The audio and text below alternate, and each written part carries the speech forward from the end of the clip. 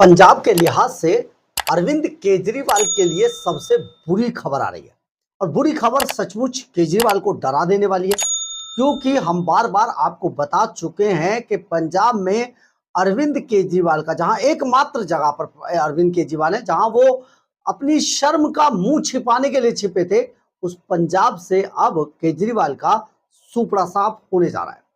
और ये सुपड़ा साफ, जब हम बात करते हैं सुपड़ा साफ की, तो ये ऐसे ही नहीं कहते हैं।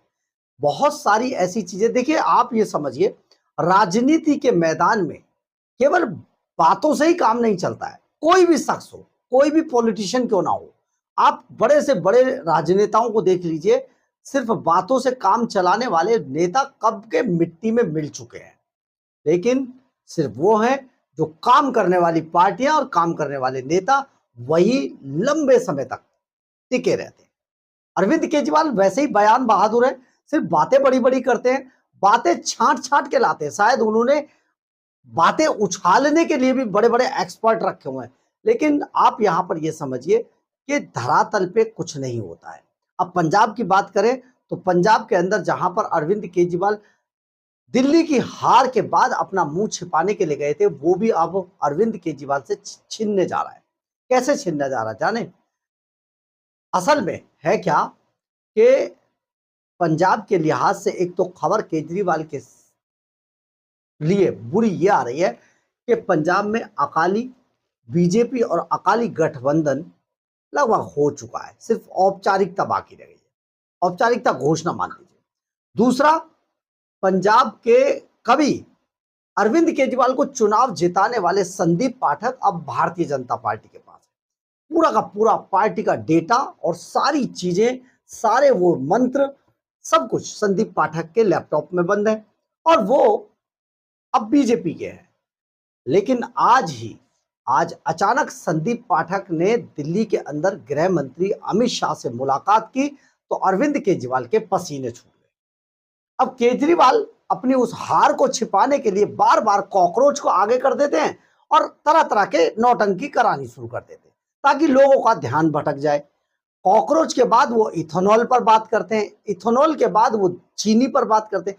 शायद इसी तरीके के मुद्दे उनके पास बचे और इसके अलावा कुछ है नहीं। लेकिन सबसे बड़ी बात यह कि अरविंद केजरीवाल, अगर ये उनकी बौखलाहट को नोटिस किया जाए तो ये इसलिए है कि पंजाब एकमात्र जगह थी, वो भी उनसे छिनने जा रहा है। तो अब कुछ तो इधर उधर ध्यान भटकाने के लिए करेंगे।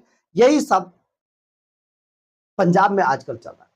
क्या कुछ हो रहा है आपको बताते हैं, तस्वीर क्या है, पर्दे के पीछे क्या चल रहा है, इस सब से आपको रूबरू कराते हैं। नमस्कार, मैं हूं कुमार गजेंद्र। जनपद ऑन द स्पॉट में आपका स्वागत है। हमारे एक दूसरे social media platform podcast with Kumar Gajendra में भी आपका स्वागत है, जहां आप हमें सुन सकते हैं। दरअसल है क्या, पंजाब के अंदर लगभग बीजेपी और अकाली का गठबंधन हो गया है। ये एक बुरी खबर है। अरविंद केजरीवाल तरह तरह से उछाल कर दोनों के बारे में उल्टी सीधी बातें बोलकर वो सोच रहे थे कि शायद इन दोनों का गठबंधन ना हो। लेकिन उससे भी ज्यादा बुरी खबर यह है, जिस कांग्रेस को अरविंद केजरीवाल खत्म मान रहे हैं, उस कांग्रेस ने केजरीवाल की अब नाक में दम करना शुरू कर दिया है। दरअसल हम शुरू करते हैं पहले अकाली बीजेपी गठबंधन से।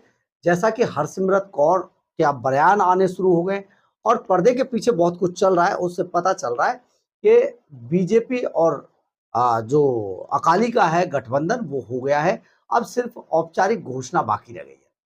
इसके अलावा आपको हम ये भी बता देना चाहते हैं कि पंजाब में बीजेपी इस बार बिग ब्रदर की भूमिका में होगी, यानी कि बड़े भाई। अकाली और गठबंधन, और यही बीजेपी की मांग भी थी कि हम अब, क्योंकि सेंटर में, केंद्र में आपको ठीक है, तो आप उसी तरीके से, हम अब बड़ी पार्टी है। और सचमुच ये बात सही है कि ये जितना पंजाब का चुनाव जीतने के लिए बीजेपी को अकाली दल की जरूरत है, उससे कहीं ज्यादा अकाली दल को बीजेपी की जरूरत है। तो ऐसे में बिग ब्रदर की भूमिका में अब बीजेपी है और बीजेपी जो 110 सीटें हैं कुल मिलाकर पंजाब की, उनमें से 70 और 40 के फॉर्मूले पर काम चल रहा है। यानी कि 70 सीटों पर बीजेपी चुनाव लड़ेगी और 40 सीटों पर अकाली दल चुनाव लड़ेगा इस पर। और अकाली दल इस पर राजी भी होगा। क्यों राजी होगा? उसका कारण है क्योंकि अकाली दल की हालत बहुत खराब थी बुरी तरीके से खत्म हो चुका था। और क्योंकि अब अकाली दल के ऊपर लगातार भगवंत मान हावी हो रहे थे, और इसके बाद अगर दूसरा टर्म भगवंत मान को किसी भी तरीके से या अरविंद केजरीवाल को मिलता है तो अकालियों को खत्म कर दिया जाएगा। तो इसलिए अपनी जो अस्तित्व है उसे बचाने के लिए अकाली दल की सबसे बड़ी मजबूरी बीजेपी के गले लगना है। तो अब ये काम लगभग हो चुका है। 70 और 40 का फार्मूला, 70-40 का फार्मूला तय है और बीजेपी अकाली दल का गठबंधन लगभग हो चुका है। बस इसका औपचारिक घोषणा बाकी है। ये पूरा का पूरा फार्मूला तय है। यानी कि आने वाले टाइम में जो आम आदमी पार्टी अपने आप को मानकर चल रही थी कि हम गांव में चले जाएंगे, हम शहर में चले जाएंगे, हम ऐसा कर लेंगे, इससे आप मानकर चलिए कि आम आदमी पार्टी को अब सुपड़ा साफ हो जाएगा, सीटें भी नहीं मिलेंगी, ढूंढने में जमानतें जब्त हैं। खैर, ये तो बात थी एक। लेकिन एक और बात ये है कि आप ये सोचिए कि अरविंद केजरीवाल के लिए सबसे डर का विषय जो है वो डर का विषय है संदीप पाठक।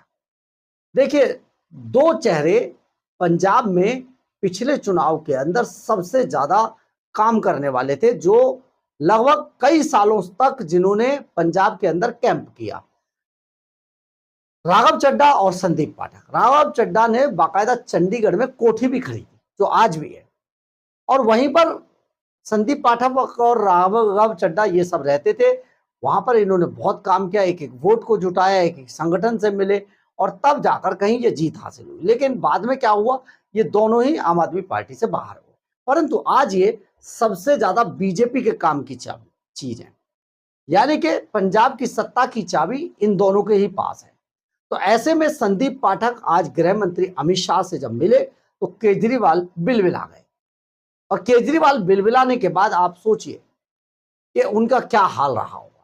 अब ऐसे में पूरा का पूरा डेटा, पूरी की पूरी प्लानिंग, पूरा का पूरा दिमाग जो था संदीप पाठक, अब वो बीजेपी के लिए काम कर रहा है। ऐसे में अरविंद केजरीवाल की कोई विसात नहीं है कि आगे निकल जाए। अब एक और बात, जिस कांग्रेस को केजरीवाल एंड कंपनी खत्म मान रही थी, उस कांग्रेस ने अरविंद केजरीवाल भगवंत मान की नाक में दम कर दिया। पंजाब के अंदर कांग्रेस के एमएलए प्रगट सिंह ने केजरीवाल और भगवंत मान की सरकार पर एक बड़ा खुलासा कर दिया। उन्होंने आज एक प्रेस कॉन्फ्रेंस करके आम आदमी पार्टी को घोटालेबाजों की सरकार बता दिया, और उन्होंने कहा, प्रगट सिंह ने कहा कि भगवंत मान सरकार ने जो घोटाले किए हैं उनका पर्दाफाश कर रहा हूं। उन्होंने बताया कि किस तरीके से पीजीआई चंडीगढ़ के अंदर, देखिए अस्पताल ठीक कर दिए, ये तो आपने सुना होगा बार बार, लेकिन पीजीआई चंडीगढ़ में एक एमआरआई मशीन खरीदी गई, उसकी कीमत है 19 करोड़ रुपया। पीजीआई चंडीगढ़ के अंदर जो एमआरआई मशीन खरीदी गई थी, जो बहुत हाईटेक एमआरआई मशीन है, उसकी कीमत है 19 करोड़ रुपए। लेकिन वही मशीन भगवंत मान सरकार ने बाबा फरीद यूनिवर्सिटी के अंदर, जो हेल्थ एंड साइंस है, उसके अंदर एक यही एमआरआई मशीन खरीदी, उसकी कीमत है 29 करोड़ रुपया। 19 करोड़ और कहा 29 करोड़, 10 करोड़ रुपए का जबरदस्त फटका लगा दिया। अब आम आदमी पार्टी इसमें फंस गई है। अब राजनीतिक गलियारों में इस बात की बहुत चर्चा है, और इस बात पर आरटीआई लगाई जा रही है अब पंजाब के अंदर। हालांकि उनमें जवाब तो अरविंद केजरीवाल एंड कंपनी दे नहीं रहे, लेकिन आरटीआई ये फाइल की जा रही है कि आप बताइए किस किस अस्पताल के अंदर क्या क्या मशीन खरीदी गई और उसकी कीमत क्या थी। तो ऐसे में केजरीवाल एंड कंपनी पंजाब के अंदर पूरी तरीके से घिर गई है, और ये जो घिर जाना है ना, यही जब चुनाव नजदीक हो तो सबसे दुखद घटना यही होती है। लेकिन अरविंद केजरीवाल ध्यान भटकाने के लिए कभी इथेनॉल को उछालते हैं, गोवा में कहते हैं जी आप मुझे वोट दीजिएगा, मैं 5 दिन में इथेनॉल खत्म कर दूंगा। उसके बाद कभी कहते हैं वो कि चीनी बहुत महंगी हो गई है, देखिए इथेनॉल बना दिया इसलिए चीनी महंगी हो गई। बार बार जनता को गुमराह करने की कोशिश करते हैं, लेकिन अब देश की जनता अरविंद केजरीवाल जैसे लोगों को समझ चुकी है, इनके बहाने में, इनके बताने में अब नहीं आने वाली है। तो आप सोचिए, ये पूरा का पूरा मामला अब पंजाब में गर्माता जा रहा है, और केजरीवाल का सुपड़ा साफ होने के लिए तैयारियां हो चुकी हैं। लेकिन इस बात को सुनकर केजरीवाल की नींद कहीं ना कहीं उड़ चुकी है। आपको ये खबर कैसी लगी? आप इस खबर के बारे में क्या सोचते हैं? आप केजरीवाल के सुपड़ा साफ वाले बयान के बारे में क्या सोचते हैं आप? कांग्रेस ने जो मुद्दा उठाया है अरविंद केजरीवाल के भ्रष्टाचार का, जैसे कि 19 करोड़ रुपए की मशीन, एमआरआई मशीन को 29 करोड़ रुपए में खरीदा, 10 करोड़ कहाँ गए? आप इस पर क्या सोचते हैं? अपनी राय जरूर दीजिएगा, अपनी बेबाक राय जरूर दीजिएगा, ताकि हमें इससे बहुत हिम्मत मिले, हमें लगे कि आप हमें देख रहे हैं। सबसे बड़ी बात यह है कि सच्ची खबर, अच्छी खबर, पर्दे के पीछे की खबर आप तक पहुंचाने के लिए बहुत सारा प्रेशर, बहुत सारा दबाव झेलना पड़ता है। फिर भी हम अपने वादे पर अडिग हैं, आपको असली खबर पहुंचाते हैं। लेकिन आपसे एक गुजारिश है, आप हमारे चैनल को ज़्यादा से ज़्यादा लोगों को शेयर करें, उनसे सब्सक्राइब कराएं, ज़्यादा से ज़्यादा लोगों तक भेजें, अपने दोस्तों को भेजें और उनसे लाइक सब्सक्राइब कराएं। यही हमारी ताकत है। अगर आप हमें आर्थिक रूप से मदद करना चाहते हैं, वो भी हमें कर सकते हैं। बहरहाल, अगर आपको हमारी ये खबर अच्छी लगे तो आप इसे लाइक, सब्सक्राइब और शेयर जरूर करें। कमेंट्स बॉक्स में अपनी राय जरूर लिखें। इससे हमें बहुत बहुत बहुत ऊर्जा मिलती है। जय हिंद।